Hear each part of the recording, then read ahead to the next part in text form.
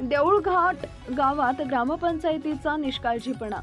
गाव झाले घाणीचे साम्राज्य, ग्रामस्थ त्रस्त, आजारपणात तुबाड। शाळेसमोरच कचऱ्याचे साम्राज्य, विद्यार्थ्यांचे आरोग्य धोक्यात। वर्षावानंतर पाणी प्लस घाण, गावभर अस्वच्छता, दुर्गंधी। कचरा व्यवस्थापनाची कोणतीही सुविधा नाही, सर्वत्र उघड्यावर घाण।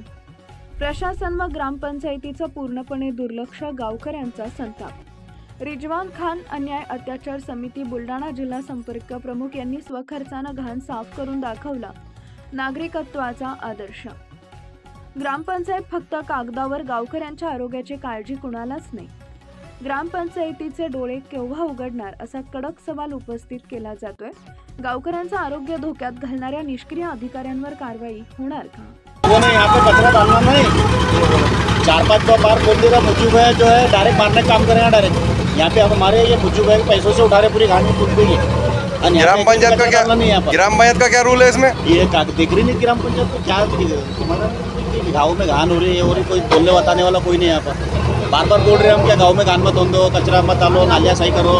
ये क्या है, रोडों पे पानी आ रहा है, नालियाँ ब्लॉक हो गए, कोई बोलने तैयार नहीं। बागी बनो, आवाज़ उठाओ, हक के वास्ते आवाज़ उठाओ, नहीं तो ऐसे रहेंगे फिर घान हम कचरे में पड़े रहेंगे पूरा गाँव।